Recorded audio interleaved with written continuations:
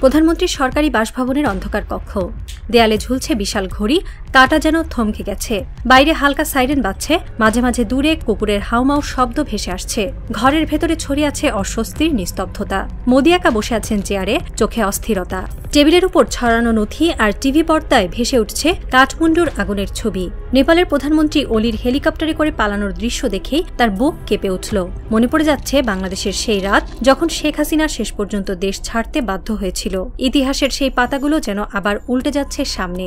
মোদি জানেন, শ্রীলঙ্কা, বাংলাদেশ, নেপাল তিন প্রতিবেশীরই শাসক পতন ঘটেছে ছাত্র জনতার আগুনে। আর এখন সেই আগুনের প্রতিচ্ছবি দিল্লির জানালায়। অজানা এক আতঙ্ক চেপে বসছে তার বুকে।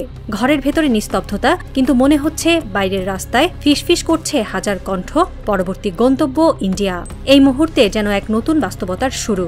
প্রতিবেশীর ঘরে আগুন লাগলে নিজের ঘর নিরাপদ থাকে না। এবার সেই আগুনের শিখা ছুঁয়ে ফেলছে দিল্লির রাতকেও। মোদির ঘুম ভাঙছে, কারণ ইতিহাসের প্রতিটি বিদ্রোহ এখন তার দরজায় কড়া নাড়ছে।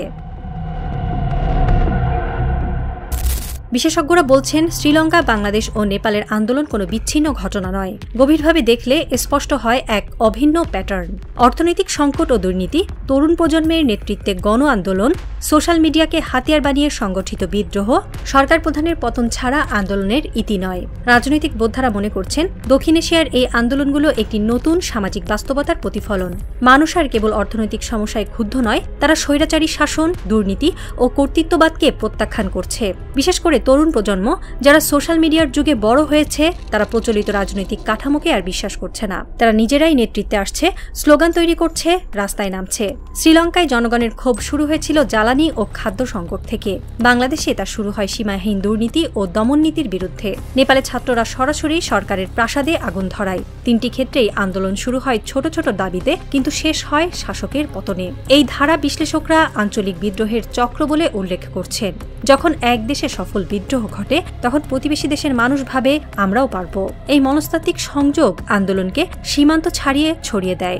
আজ শ্রীলঙ্কা থেকে নেপাল পর্যন্ত যে অগ্নিশিখা ছড়িয়েছে, তা ভারতের জন্য সরাসরি সতর্কবার্তা।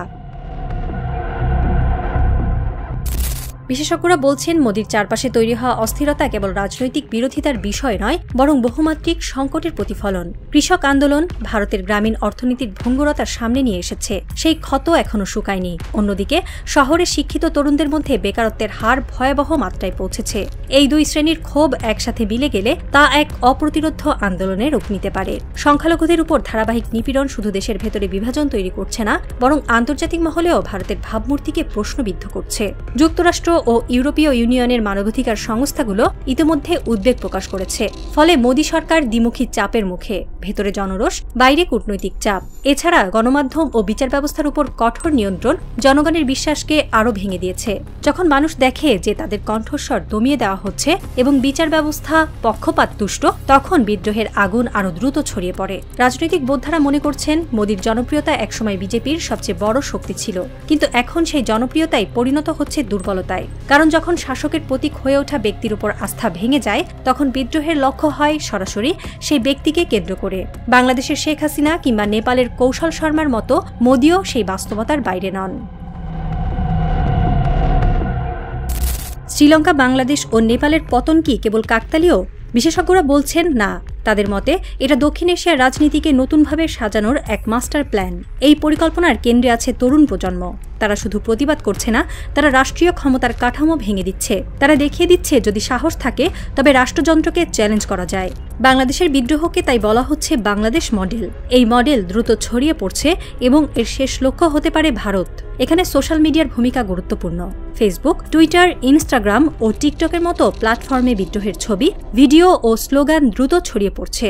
বাংলাদেশের রক্তক্ষয়ী আন্দোলনের ছবি নেপালের তরুণদের অনুপ্রাণিত করেছে, আবার কাঠমান্ডুর আগুনের ছবি আজ ভারতের ক্যাম্পাসে ঘুরছে। এভাবে আন্দোলনের বার্তা আর সীমান্ত মানছে না। অনেকে বলছেন, এর পেছনে কোনো আঞ্চলিক বা আন্তর্জাতিক শক্তির ছায়া থাকতে পারে।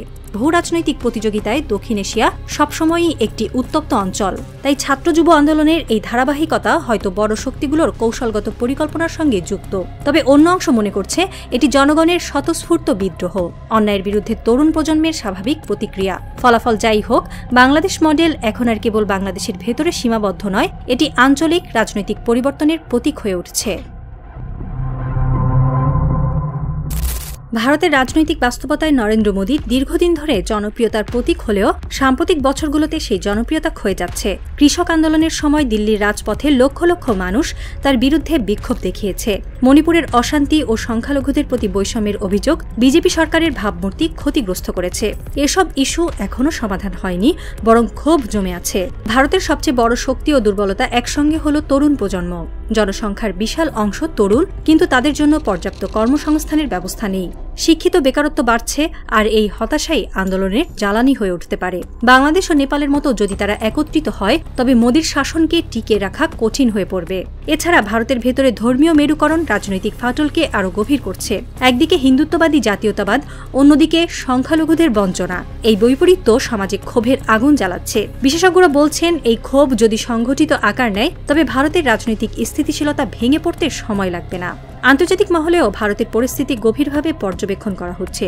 যদি ভারতেও একই ধরনের বিদ্রোহ শুরু হয়, তবে তা শুধু অভ্যন্তরীণ রাজনীতি নয়, পুরো অঞ্চলের ভূ রাজনৈতিক ভারসাম্য পাল্টে দেবে। তাই প্রশ্ন একটাই, ভারত কি প্রতিবেশীদের মতো একই ইতিহাসের পুনরাবৃত্তি দেখতে চলেছে, নাকি মোদি পরিস্থিতি সামাল দিতে নতুন কোনো পথ খুঁজে পাবেন? দিল্লির রাত আরও গভীর হচ্ছে। বাইরে চাঁদের আলোয় ছায়া পড়েছে ইন্ডিয়া গেটের গম্বুজে, আর ভেতরে মোদি হাঁটছেন বারবার, যেন অস্থির বন্দির মতো। টিভির পর্দায় আবারও ভেসে উঠছে কাঠমান্ডুর আগুন, অলির হেলিকপ্টার উড্ডয়ন করছে। সেই ছবির সাথে মিলেমিশে যাচ্ছে ঢাকার রক্তাক্ত আগস্ট, শ্রীলঙ্কার প্রাসাদ দখলের দৃশ্য। মোদি জানেন, প্রতিবেশীদের পতন তিনি শুধু সংবাদে পড়েননি, চোখে দেখেছেন। আজ তার ভেতরে যে ভয় জন্ম নিচ্ছে, তা কোনো স্বপ্ন নয়, বরং ইতিহাসেরই প্রতিধ্বনি। বিশেষজ্ঞরা বলছেন, দক্ষিণ এশিয়ার এই বিদ্রোহের ঢেউ থামবে না। তরুণ প্রজন্মের নেতৃত্বে যে আন্দোলন শুরু হয়েছে, তা সীমান্ত ভেঙে ছড়িয়ে পড়বে। প্রশ্ন হলো, এর শেষ গন্তব্য কোথায়? ভারত কি এই ধারাবাহিকতার শেষ অধ্যায় হতে চলেছে?